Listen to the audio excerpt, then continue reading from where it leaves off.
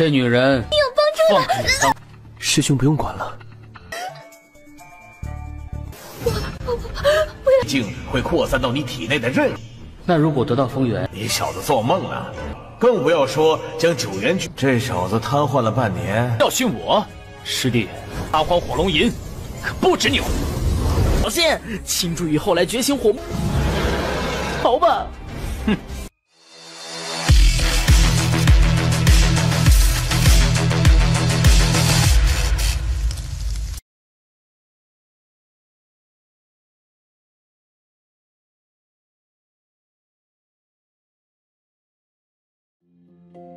Halo semuanya, selamat datang di Ruang Sinema. Bagaimana kabar kalian semua? Semoga selalu sehat dan baik-baik saja.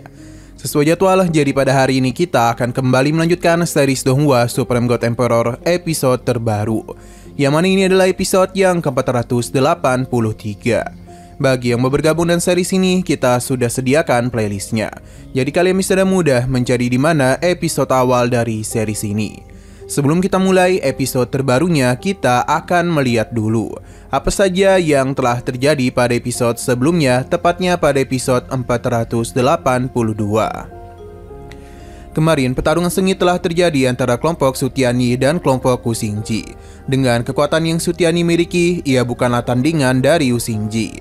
Bahkan beberapa serangannya dengan mudah dipatahkan. Hal yang sama juga terjadi kepada seniornya bernama Shumuran, yang tengah berhadapan dengan gadis bernama Liu Yinying. Jadi Shumuran ini tidaklah bisa memberikan bantuan kepada juniornya, dan akhirnya tangan Sutiani pun harus tercopot. Shumuran akan memberikan harta yang telah mereka dapatkan selama Usingji mau melepaskan mereka. Akan tetapi Usingji tidak ada niatan untuk melakukan hal tersebut. Untung saja Muyun memberikan bantuan kepada mereka. Melihat sosok Muyun itu seketika saja membuat Usingji ketakutan. Bahkan dia itu tidak bisa berkata dengan benar. Ia pun memaksa Liu Yinying untuk memberikan hormat kepadanya.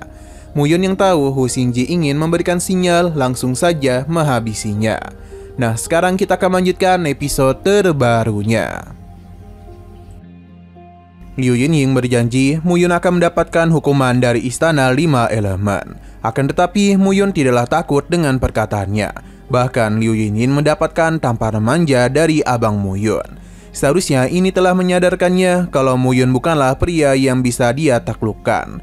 Terlebih lagi Muyun sama sekali tidak peduli jika Usingji adalah putra dari tetua inti Istana 5 Elemen. Lantas untuk apa juga Liu Yinying ingin mengancamnya? Karena dia itu sama sekali tidak peduli dengan amukan Istana 5 Elemen kepadanya. Muyun sangatlah bingung mengapa senior Sutiani menyukai gadis bodoh seperti Liu Yinying. Kesal dipanggil seperti itu, dia pun ingin memukul Muyun. Tapi justru Liu Yinying yang kembali menerima pukulan manja darinya. Muyun tidaklah peduli dengan nasib dari gadis ini, karena semua itu akan dia serahkan kepada Sutiani dan Shumuran. Liu Yinying memohon kepada Muyun untuk tidak dihabisi, karena dia ini masihlah berguna untuk mereka. Tapi Muyun memintanya untuk menyingkir. Sikap dingin Muyun itu telah membuat gadis tersebut tidak bisa berbuat apapun lagi. Sedangkan Sutiani berterima kasih atas bantuan yang telah dia berikan. Sutiani juga meminta seniornya untuk tidak mengkhawatirkan apapun, karena yang lebih penting mereka harus memberikan hukuman kepada Liu Yinying. Sayang sekali kita tidak tahu apa yang telah terjadi kepadanya, sebab kita langsung dibawa berpindah kepada Muyun.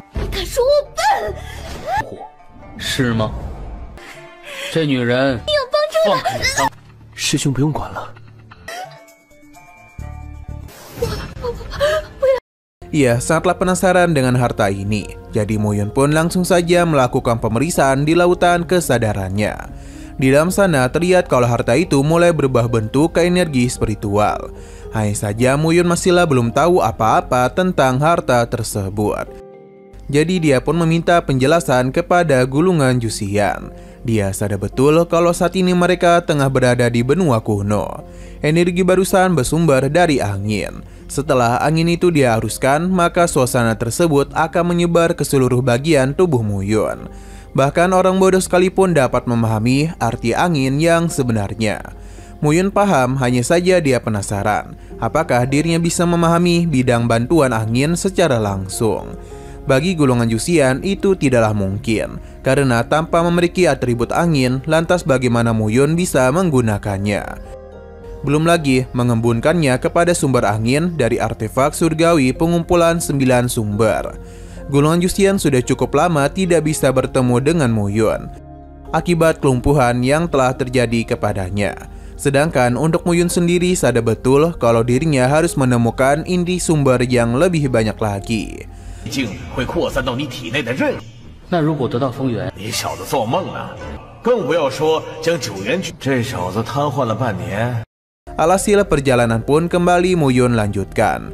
Hanya saja di tengah semua itu dirinya pun melihat sebuah pertarungan yang terjadi, atau lebih tepatnya penyerangan kepada para murid Gunung Huaxing. Semua itu adalah ulah dari Xing Juyu. Para murid ini tentu saja marah kepadanya. Padahal Xing Juyu dulu juga adalah murid dari Gunung Huaxing, namun malah bertindak seperti ini. Tapi Xing Juyu sekarang adalah murid Istana 5 Elemen, jadi dia tidaklah peduli kepada mereka. Terlebih lagi orang-orang ini tidak tahu betapa besarnya manfaat memasuki Istana 5 Elemen. Serangan pun telah dia siapkan untuk menghabisi kedua murid itu. Akan tetapi Muyun dengan mudah menahannya. Kedatangannya tentu saja membuat kedua murid ini senang.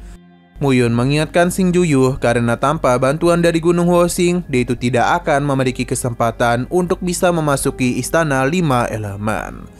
Xing Juyu tidaklah suka dengan seseorang yang berani memberikan nasihat kepadanya. Tapi dia ini agak terkejut setelah tahu kalau pria di hadapannya bernama Muyun. Tapi ini bukanlah terkejut karena ketakutan, melainkan dia ini senang. Karena bagaimanapun Istana 5 Elemen telah melakukan perburuan kepadanya. Jika berhasil menghabisi nyawa Muyun, maka mereka bisa mendapatkan 200.000 pil tingkat terbaik. Muyun menganggap harga itu memang sangatlah layak. Tapi sayang sekali Xing Juyu tidak akan pernah mendapatkan pil tersebut, karena Muyunlah yang akan menghabisinya. Xing Juyu memintanya untuk tidak meremehkan dirinya, karena bagaimanapun dulu dia adalah jenius dari Gunung Huaxing. 6 naga api pun telah dirinya keluarkan dan mengejutkan kedua murid ini.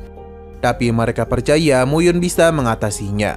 Mereka pun memberitahu kalau Xing Juyu memiliki atribut ganda, yakni api dan kayu. Jadi jika dia menggunakan dua kekuatannya akan sangatlah berbahaya. Dan benar saja Xing Juyu menggunakan akar merambat untuk bisa menahan pergerakan Muyun. Sedangkan apinya sudah siap untuk menyerangnya. Melihat apa yang terjadi kepada Muyun membuat kedua murid ini merasa khawatir kepadanya. Xing Juyu juga berpikir kalau ini adalah akhir dari hidup Muyun. Tapi sayang sekali dia ini terlalu meremehkan kemampuan Muyun. 8 aungan naga pun telah dirinya panggil, dan tentu saja sosok naga ini jauh lebih kuat dibandingkan dengan milik Xing Juyu.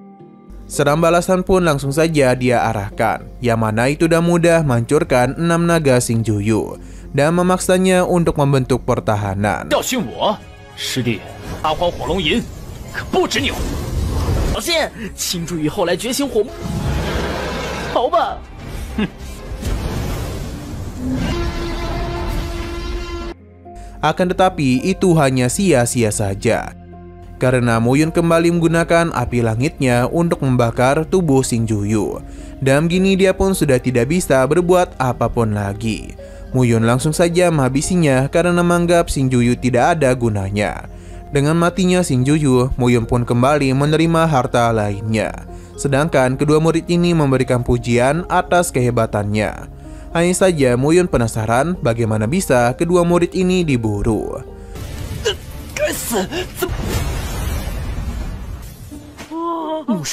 Nah, sayang sekali lagi seru-serunya episodenya pun harus bersambung dulu. Namun sebelum kita akhiri, seperti biasa kita akan melihat review bagian selanjutnya. Di saat Muyun tengah melakukan penyerapan pada harta tersebut, di sisi lain ada sebuah pertarungan yang terjadi antara murid yang memiliki atribut tanah dengan seorang pria dari Istana 5 Elemen. Dengan kekuatan yang pria ini miliki, murid tersebut dan mudah dia pentalkan. Selain itu, dia pun mulai berbicara sombong kepada mereka, sampai akhirnya dibuat terkejut dengan kehadiran Muyun yang tidak jauh dari sana.